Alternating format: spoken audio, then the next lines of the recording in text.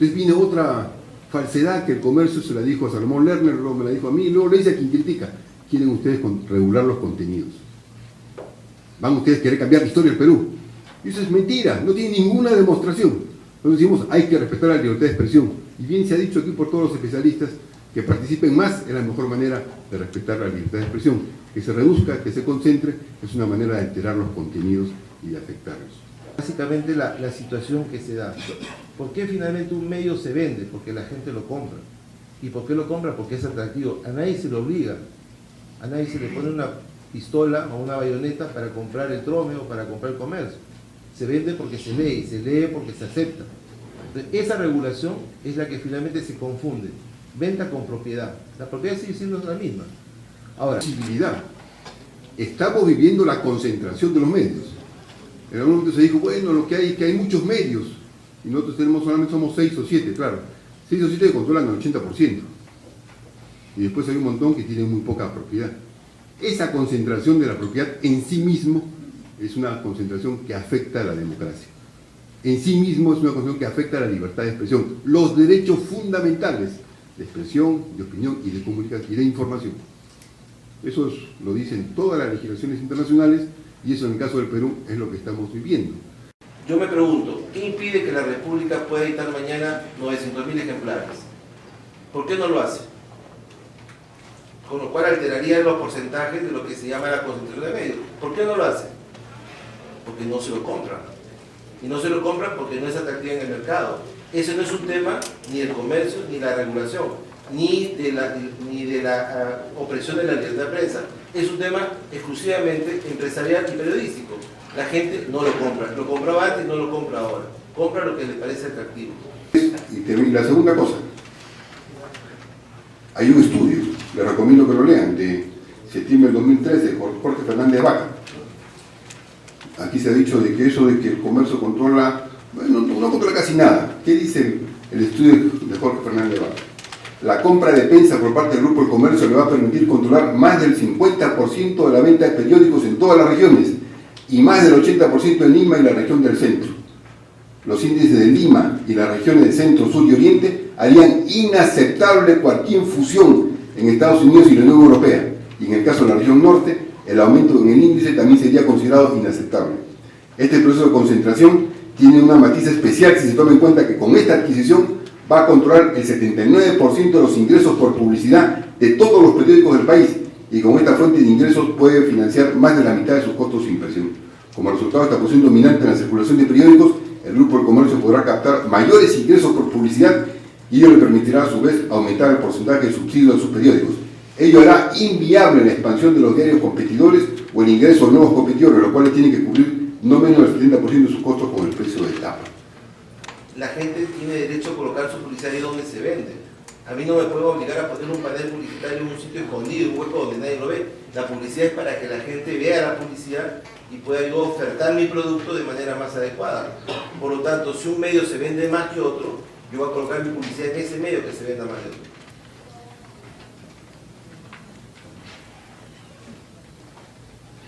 La concentración de la propiedad del sistema de medios de comunicación crea un entorno que favorece la monopolización del mercado de la publicidad, introduce barreras a la entrada de nuevos actores del mercado y conduce asimismo a la uniformidad de los contenidos de los medios de comunicación.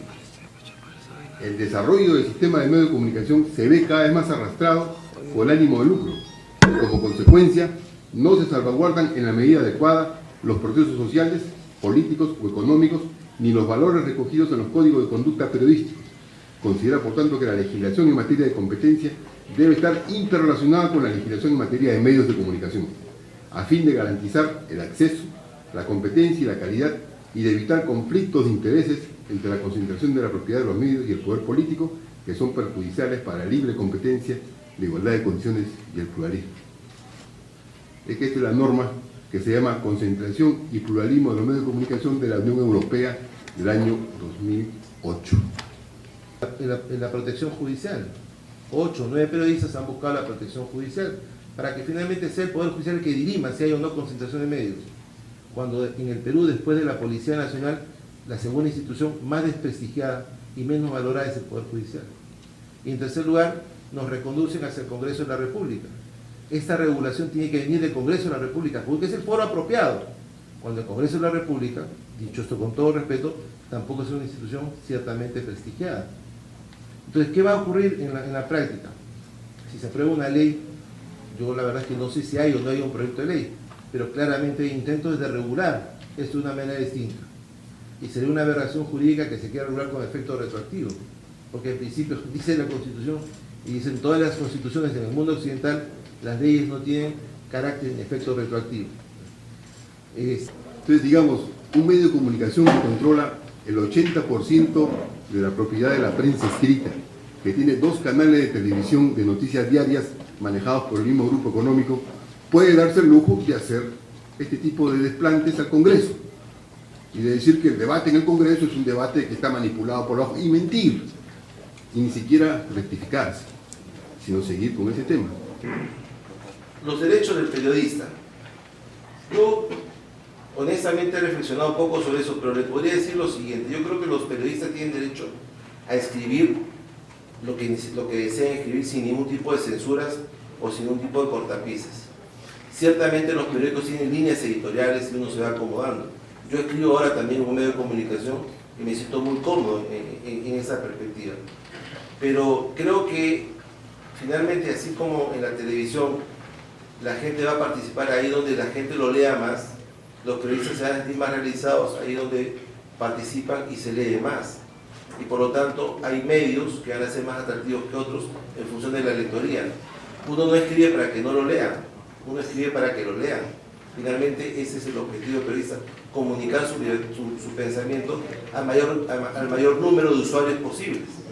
Por lo tanto, esa es mi reflexión, por lo tanto va a estar más cómodo ahí donde se lee más, no donde se lee menos. Y ciertamente es una práctica negativa, pero no sabría cómo regularla, el hecho de que los propietarios de los medios de comunicación lean a los periodistas cómo tienen que hacer un tema, cómo tienen que hacer el otro. Pero pensar que eso va a afectar la libertad de prensa en general en el país, o que va a cambiar el sistema político del país, es una exageración. En el Perú, el problema de la libertad de expresión es el problema central. Y bien se ha dicho en las exposiciones anteriores sobre la América Latina y sobre el mundo en general, toda la política que se llama de regulación de medios no es para regular contenidos, es para ampliar la libertad de expresión. Y se habló de que no estamos en el estado absolutista, que estamos en un momento donde los públicos son los ciudadanos, y es el derecho de los ciudadanos a poder participar activamente en la libertad de expresión, y dentro de esos ciudadanos, los periodistas que trabajan en esos medios. Sentencia del Pleno del Tribunal Jurisdiccional Constitucional, 11 de septiembre del 2012. Comentando el artículo 61, no son mis palabras, son lo que dice el texto. Puede apreciarse que la Constitución de 1993, a diferencia de su predecesora, la Constitución del 39, como principio general no prohíbe los monopolios, salvo el monopolio legal, sino solo el abuso de posiciones dominantes o monopólicas. Se trata de una opción constitucional coherente con el objetivo de promover la legal y libre competencia. Y más abajo, punto 23, no obstante, de conformidad con el segundo párrafo del referido artículo 61 de la Constitución, el asunto es distinto en lo que a los medios de comunicación se refiere. Ni los medios de comunicación, ni en general los bienes o servicios relacionados con ellos, pueden ser objeto de monopolio o acaparamiento por parte del Estado o de particulares. Aquí se ha mencionado la experiencia de otros países donde justamente las empresas que tienen que ver con la prensa, con los medios de comunicación, tienen un bien distinto a cualquier otra empresa. Eso la Constitución del vigente lo mantiene en el artículo 61. Por eso es que yo dije mi extrañeza de que un constitucionalista tan brillante como el doctor Quiroga está defendiendo totalmente de forma equivocada el comercio. Creo que lo va a terminar despidiendo al comercio, porque ciertamente es una defensa equivocada, porque la Constitución dice expresamente lo contrario de lo que él está sosteniendo. Y lo dice una sentencia del Tribunal Constitucional que tiene carácter obligatorio. Gracias.